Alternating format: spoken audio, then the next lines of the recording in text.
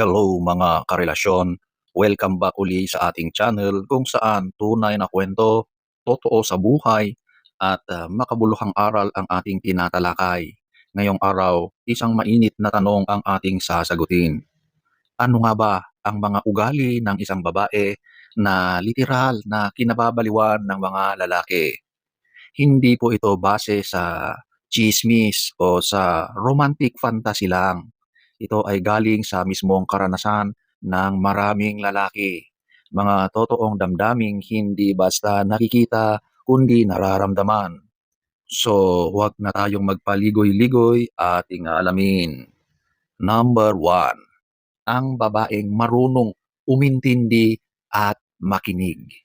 Sa isang mundong lahat ay gustong magsalita, ang marunong makinig ay nagiging bihira. Lalaki man yan na tahimik, mahiyain o madaldal, lahat sila naghahanap ng babaeng kayang makinig sa kanila.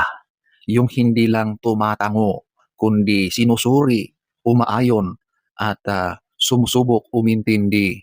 Kapag ang lalaki ay nagbabahagi ng kahinaan o pagkatalo at hindi mo siya hinuhusgahan, doon siya unang nahuhulog. Hindi lang dahil naiintindihan mo siya, kundi dahil pinaparamdam mong may espasyo siya sa puso mo kahit hindi siya perpekto. At para sa lalaking sanay sa mundo na may pressure at panghuhusga, ikaw ang kanyang safe space. Ikaw ang kanyang pakingahan. Number 2, babaeng may sariling mundo. Alam nyo bang ang isang pinaka-turn on sa lalaki ay ang babaeng hindi palaging available dahil busy siya sa kanyang sariling misyon sa buhay. Hindi ito pagiging cold. Ito ay independence. May sariling goals, pangarap, may mga hustle. Yung tipong habang ang lalaki ay abala rin sa kanyang trabaho, naiisip niya, grabe siya. Hindi lang siya girlfriend material, kundi pang queen material. Nakakabaliw ang babaeng hindi palaging nakadikit, pero kapag andyan siya, puno ng presensya. Masaya siyang mag-isa, pero mas masaya kapag kasama ka. Hindi siya kulang, buo siya at yan ang gusto ng tunay na lalaki. Number 3, hindi madaling magalit pero marunong manindigan. Karamihan ng lalaki ay iniiwasan ang babaeng palaging mainit ang ulo, pero mas lalo silang nabibighani sa babaeng kalmado pero may prinsipyo. Yung hindi basta-basta sumisigaw o naninigaw kapag may hindi nagustuhan, kundi nilalabanan muna ang emosyon bago magbitaw ng salita. Hindi siya mahina, hindi rin siya masungit. May respeto siya sa sarili, kaya mas iginagalang siya ng lalaki. Ang babaeng marunong magtimpi at lumaban ng mahinahon ay sobrang bihira, kaya't sila'y nakakabighani. Number 4, may sense of humor. Hindi kailangang magpatawa palagi, pero kaya niyang magbitaw ng joke, tumawa at makiride, makisabay sa saya ng usapan. Masarap kasama ang babaeng hindi laging seryoso. Kapag stress ang lalaki, gusto niya ng taong kayang magpatawa sa kanya, hindi yung dagdag pabigat.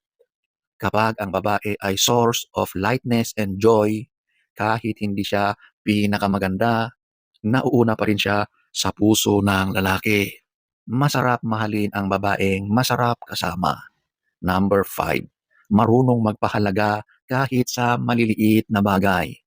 Ito ang babaeng hindi materialistic. Yung pag binigyan mo ng simpleng pasalubong, tatalon pa rin siya sa tuwa. Yung hindi naghahanap ng mamahaling regalo. Ang mahalaga sa kanya ay yung effort, oras at sincerity mo.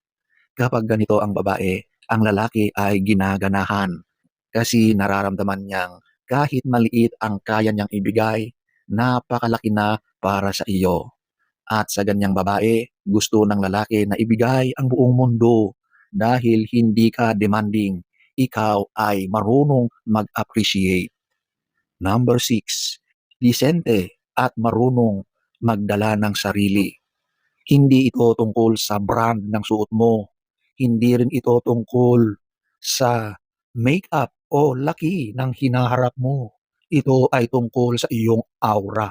Yung kilos mo ay hindi bastusin, hindi mapang-akit, pero nagniningning ang dignidad mo.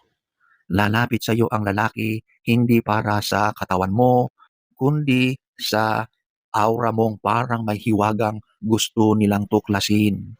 Yung isang sulyap lang, alam niyang hindi ka basta-basta at doon siya nababaliw dahil gusto niyang ikaw ay mapa sa kanya, hindi dahil madali kang kunin, kundi dahil may halaga ka. Number 7, marunong magbigay ng space o espasyo. Hindi ka selosa sa maliit na bagay. Hindi ka nagagalit agad kapag hindi siya nag-reply. Hindi mo siya kinokontrol. Hindi mo siya hinihingi sa bawat segundo. Dahil alam mong tunay kayong nagmamahalan. Hindi nyo kailangang hawakan ang bawat sandali para maramdaman ang presensya. At ito ang nakakabaliw, yung babaeng marunong magtiwala. Hindi siya paranoid. Kapag may tiwala, may kalayaan. At sa kalayaan na yon, mas gugustuhin ng lalaki na laging bumalik sa'yo.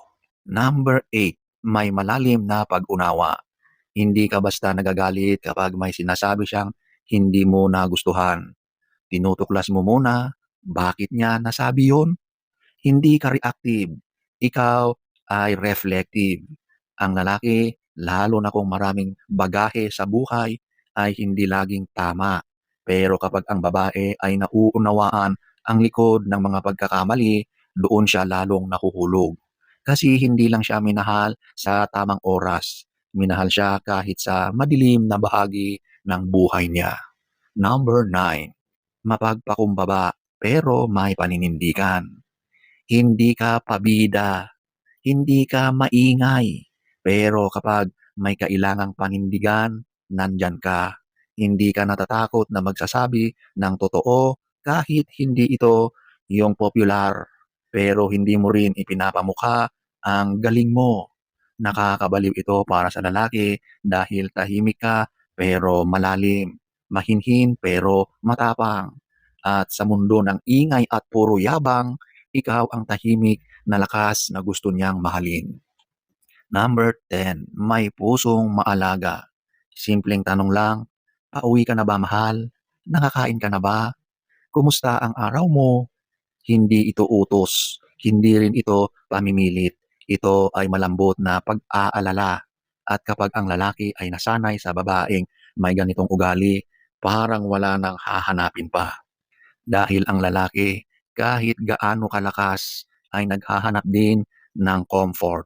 At sa babaeng marunong mag-alaga, nakakahanap siya ng tahanan. Ang pagiging kaakit-akit ay hindi lang sa panlabas dahil ang katawan ay magbabago pero ang ugali, yan ay habang buhay. Kaya sa bawat babaeng nanonood, huwag kang matakot ipakita ang tunay mong ugali lalo na kung ito'y may respeto, malasakit at pagmamahal. Hindi mo kailangang baguhin ang sarili mo para mapansin. Ang kailangan mo lang ay maging ikaw. So, sana ay nagustuhan nyo ang ating topic for today. Next story time. Don't forget to subscribe.